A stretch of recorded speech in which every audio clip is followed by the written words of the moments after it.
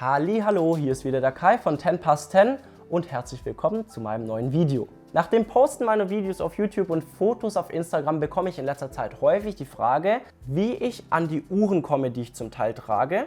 Die ich trage, sind tatsächlich alle meine. Manche der anderen Uhren sind nicht meine und ich kaufe die direkt beim Konzi und genau deswegen habe ich dieses Video hier gemacht mit 7 Tipps, wie ihr begehrte Modelle zum Listenpreis bekommen könnt. Weil ich selber jetzt nur Erfahrung mit Rolex gemacht habe, beschränke ich mich in diesem Video auch auf diese Marke. Bin mir aber ziemlich sicher, dass es bei Patek Philippe, Audemars Piguet und anderen Marken ganz ähnlich ist und ich freue mich natürlich auf eure Erfahrungen in den Kommentaren. Am Schluss des Videos beantworte ich noch einige Probleme und Fragen, die ich jetzt von Bekannten bekommen habe, wenn ich ihnen diese Tipps gegeben habe. Und jetzt wünsche ich euch viel Spaß bei diesem Video und wenn euch das Thema Luxusuhren interessiert, dann abonniert gerne meinen Kanal, drückt unten auf die Glocke, um immer auf dem Laufenden zu bleiben. Hier gibt es nämlich jeden Sonntag um 20 Uhr interessante Videos zum Thema Luxusuhren in Deutsch und in erstklassiger Qualität und am 20. März auch ein Special zur Baselworld. Fangen wir direkt mit Tipp Nummer 1 an, sucht euch einen sympathischen Händler in eurer Nähe. Der erste Tipp ist gleichzeitig auch der erste Schritt zum Uhrenkauf. Das kann man also auch chronologisch betrachten. Sucht euch euren Händler nicht nach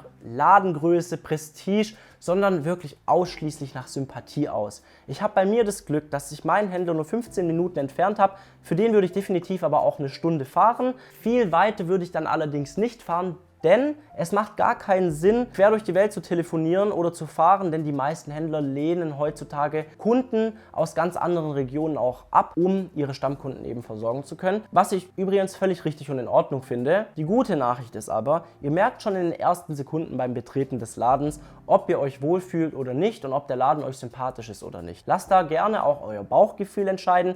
Wenn ihr da ein paar Punkte wollt, an denen ihr euch festhalten könnt, sind hier welche von mir. Nummer 1, freundliche Begrüßung gehört hier definitiv dazu. Wenn ihr nicht freundlich begrüßt werdet, und das kam bei mir auch schon öfters vor, dann ist der Händler für mich im Prinzip schon unten durch und bei dem werde ich nichts einkaufen. Nummer 2, aufrichtiges Interesse der Mitarbeiter. Ich wurde zum Beispiel bei meinem ersten Besuch fast eine Stunde lang komplett unverbindlich beraten und ich hatte damals keinen Plan von Uhren. Und da kommen wir direkt auch schon zum dritten Punkt und das ist keine unseriösen Angebote oder Kaufanreize. Völlig klar, dass Stammkunden bei begehrten Modellen Vorrang haben, aber wenn ich irgendwas höre wie eine Stahl-Daytona, ganz schwierig, aber wenn du diese vollgoldene Hublot kaufst, dann könnte das eigentlich relativ schnell gehen.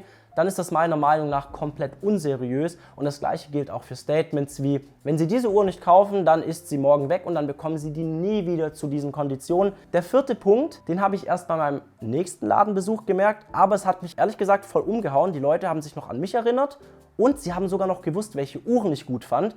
Und deswegen mein vierter Tipp, schaut einfach nach ein paar Tagen nochmal rein, um das Ganze zu festigen und euch nochmal zu überzeugen. Sobald ihr einen guten Händler gefunden habt, ist der erste und wichtigste Schritt bereits getan und deswegen geht es direkt weiter mit 2. Seid freundlich und versucht nicht, euch größer zu machen, als ihr seid. Ganz wichtig. Um Sympathie zu erwarten, müsst ihr zuallererst selbstfreundlich sein. Und dazu gehört definitiv auch, nicht den dicken Macke raushängen zu lassen, wenn ihr das erste Mal reinkommt. Das ist nicht nur übermäßig unsympathisch, es ist auch wirklich ultra leicht durchschaubar. Also ich glaube, ihr blamiert euch da eher, als dass ihr was erreicht. Deswegen viel einfacher ist es, einfach ehrlich und freundlich zu sein.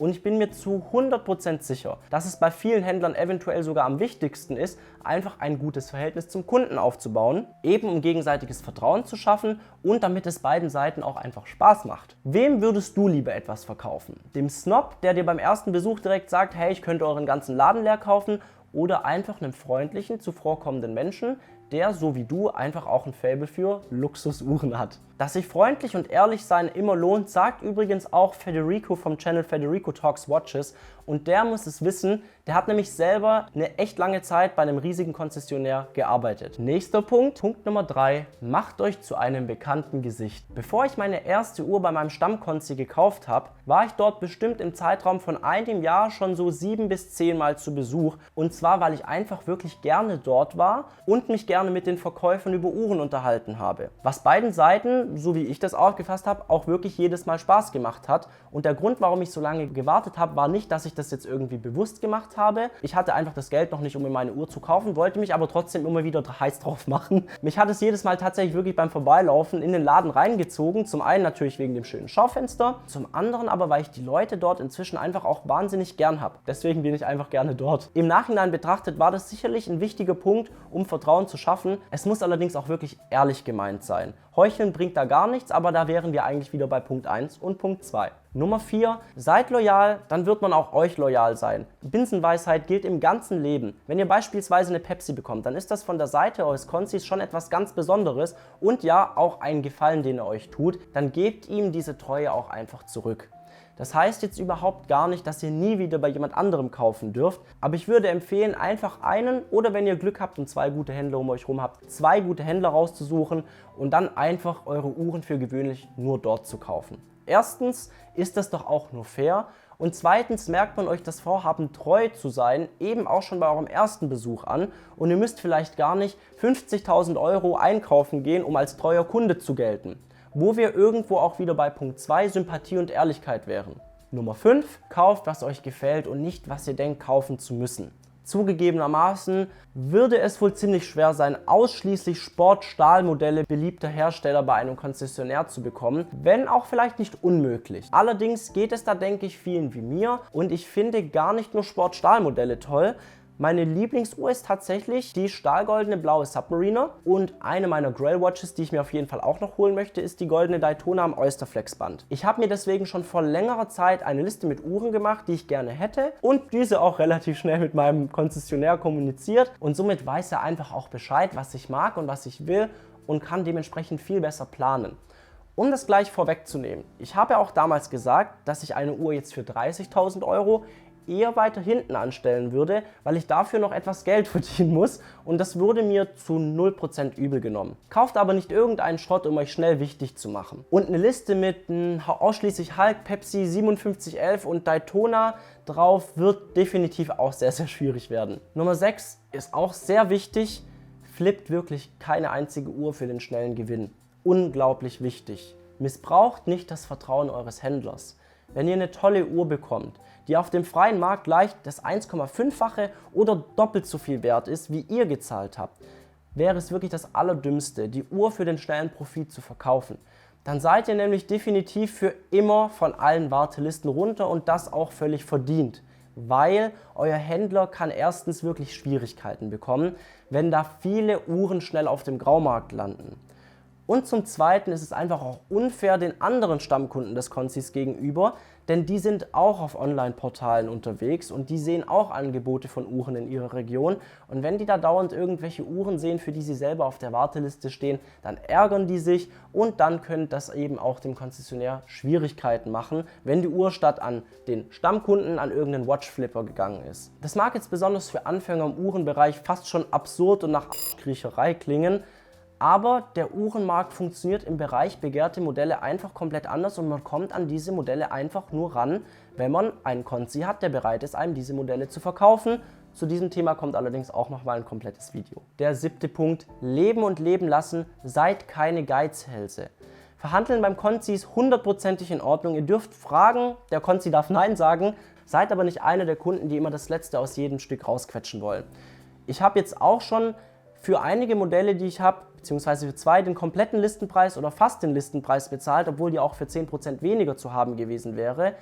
Inzwischen habe ich aber bei 4 Uhren, die ich habe, wenn ich die jetzt alle verkaufen müsste, insgesamt glaube ich trotzdem noch eine positive Bilanz. Obwohl ich für manche Modelle eben zu viel gezahlt habe, wobei mir das ehrlich gesagt jetzt nicht so wichtig ist, damit Gewinn zu machen. Aber für mich ist eben, weil ich nicht ultra reich bin, der Gedanke eben einfach wichtig, dass ich mit den Uhren kein Geld kaputt mache, denn sonst kann ich es mir schlicht und ergreifend nicht leisten. Das waren meine 7 wichtigsten Tipps, um Uhren ohne lange Wartezeiten zu bekommen. Kommen wir jetzt noch zu einigen Fragen und Problemen, die ich schon oft gelesen oder gehört habe, wenn ich jetzt Kumpels zum Beispiel diese Tipps gegeben habe. Nummer 1. Einige vermuten, dass man Unmengen an Geld ausgeben muss, bevor man begehrte Modelle bekommt. Da kann ich euch wirklich direkt aus meiner eigenen Erfahrung sagen, das stimmt nicht. Ich habe bis jetzt, wie vorher gesagt, genau 4 Uhren. Zu meiner Hochzeit habe ich mir eine Datejust und eine Pepsi bestellt. Das war übrigens meine erste Bestellung auch. Zwischendurch habe ich mir eine Submariner in Stahlgold gekauft, die dort im Schaufenster lag, als ich sie gesehen habe. Und eine Hulk habe ich noch gekauft. Und zwar auch in dieser Reihenfolge. Und ich habe alle diese Uhren bekommen und zwar auch mit weniger als einem Jahr Wartezeit, wenn ich mich recht erinnere. Ich habe vor allem aber kein Vermögen für Schmuck ausgegeben, de facto gar nichts, weil ich mich für Schmuck jetzt nicht so interessiere. Wobei ich jetzt Schmuck, wenn ich ihn kaufe, auch dort kaufen würde. Zum Beispiel unsere Hochzeitsringe werden wir auch dort kaufen. Aber wenn ihr wirklich nur eine Daytona wollt und sonst irgendwie nie wieder eine andere Uhr, wobei ich versprechen kann, das wird nicht passieren, dann kauft sie euch lieber zum Marktpreis auf dem Graumarkt, denn ganz ohne Kundenbeziehungen und Kaufhistorie geht es natürlich nicht. Zweitens, ich höre auch oft, dass die Concis so viele Stammkunden haben, dass es unmöglich ist, an irgendeine Uhr zu kommen. Und das stimmt auch, sicherlich hat euer Conci viele Stammkunden, aber vergesst eins nicht, die meisten davon haben sicherlich schon eine Hulk oder eine Batman oder eine Pepsi oder eine Daytona oder vielleicht schon alle 4 Uhren und sind somit schon satt, da die ihre Uhren ja auch nicht einfach weiter flippen und somit ist sehr wohl Platz für neue Stammkunden bei eurem Conci und so ist es auch in absehbarer Zeit möglich, an eine solche Uhr eben ranzukommen. Nummer 3. Manche sagen mir, dass das bei ihren Händlern einfach nicht funktioniert und sie jetzt schon ewig auf Wartelisten stehen. Und ich kenne natürlich nur die Händler in meiner Umgebung.